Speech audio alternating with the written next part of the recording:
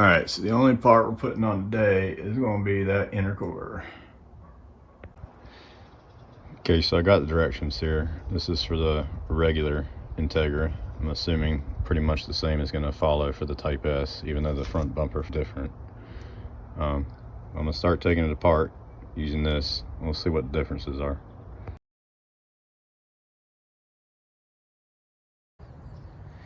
So I just had this slab poured so that I could work on my car. Been about 14 days since the slab was poured, so I could pull my car on here. Within 15 minutes of me working on it, my girls decided that they want to come out and help because all this is excavated, and I haven't filled it back in. I'm actually going to fill all that in with concrete too, but haven't gotten to it yet. All right, so you can't just take these two out, even though you're not going to take this one out. You've got to take this one out because that is attached to this, which is screwed in, and if you don't, you'll break it like I just did. So this little plastic piece that screws in right there is broken. Oh!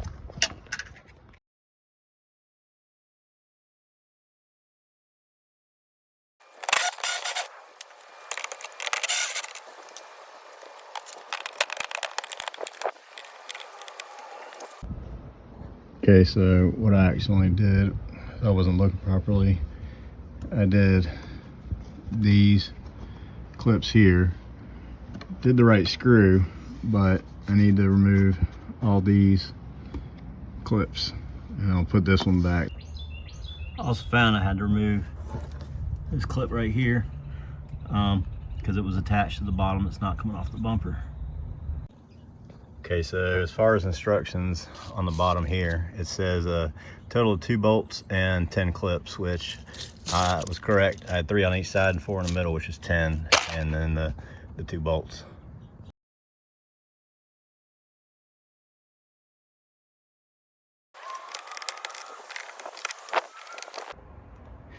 So I put cardboard down because I've got to take this bumper off by myself, and I sure as heck don't want it to hit the concrete and get scratched.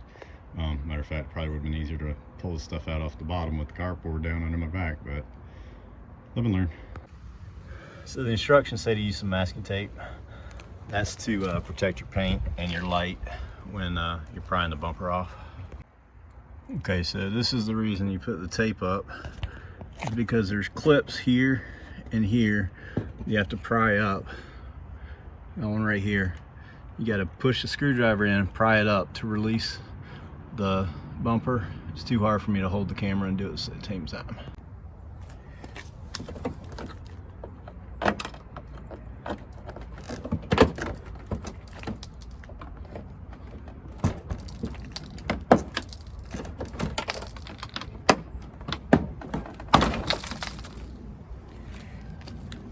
That's how you undo the clips. Another pain point is these wires connected to the parking sensors, which you're gonna have to disconnect, plus the one right here needs to be disconnected.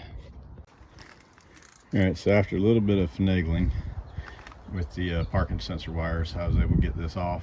They are clipped in right there, and it's off.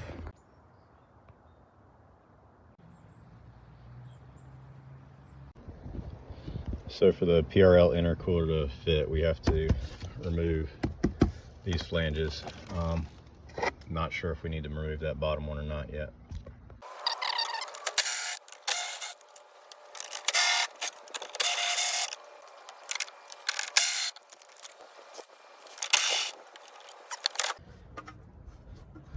Oh my gosh, this intercooler is light.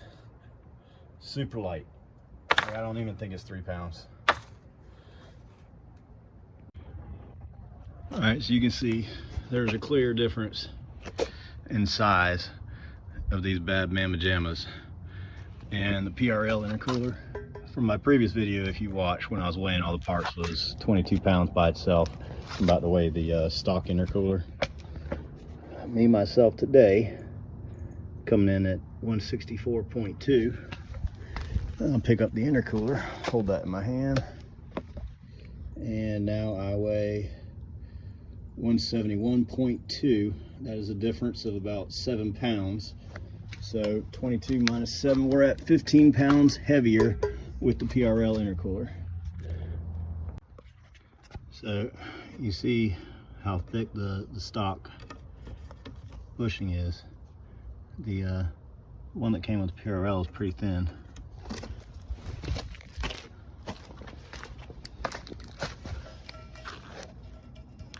So the stock one actually fits in there pretty nice, but it's got this tab on there. The one that came with PRL, it fits in there perfectly, but it's just, I don't know if it's gonna seat. It feels like a harder rubber than this one does. All right, so I gotta put the bushings. They don't want to fit properly. Let's do it this way.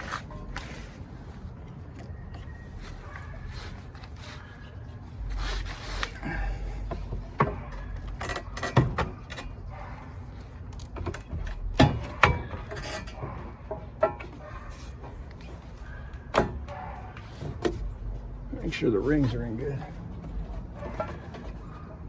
Because I want to seal properly.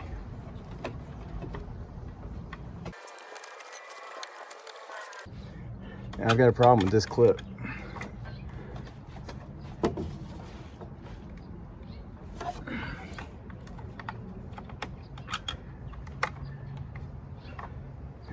I'm just gonna have to smash it up tight.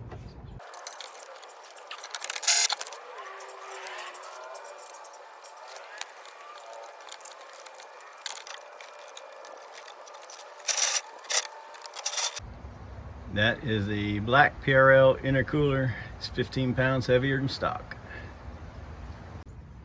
Charge pipes aren't in yet, but that's gonna be replaced when we get the charge pipes in. And for now, I'm just removing the side ones. I'm gonna see if that bottom piece can stay in. I don't know, that intercooler's pretty big. While I'm at it, changing the front chrome to black. And here is the front emblem that I'm about to install.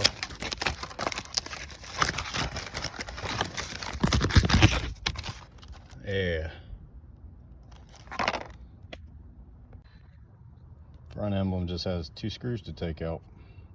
Pretty simple. Give it a good cleaning while the emblem's off. So this one had no double-sided tape at all, just those 2 screws through the bumper. Obviously you can't replace without taking the bumper off, but it's 100% reusable. So if I want to change back to the chrome from the black, I can, because I still have to take this thing off again to do my charge pipes when they come in.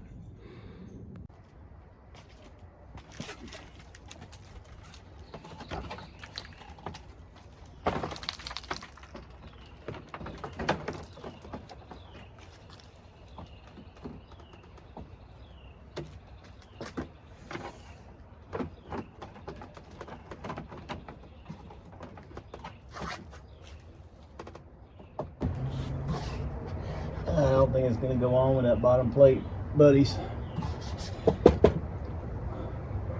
Yep, that's got to come out.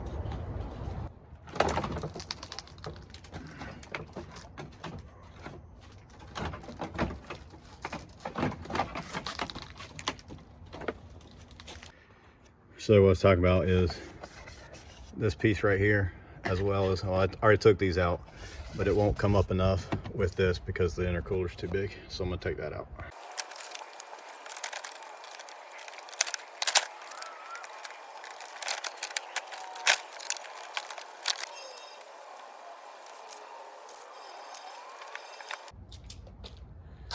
This little tool, it's pretty handy when you gotta do right angle screws.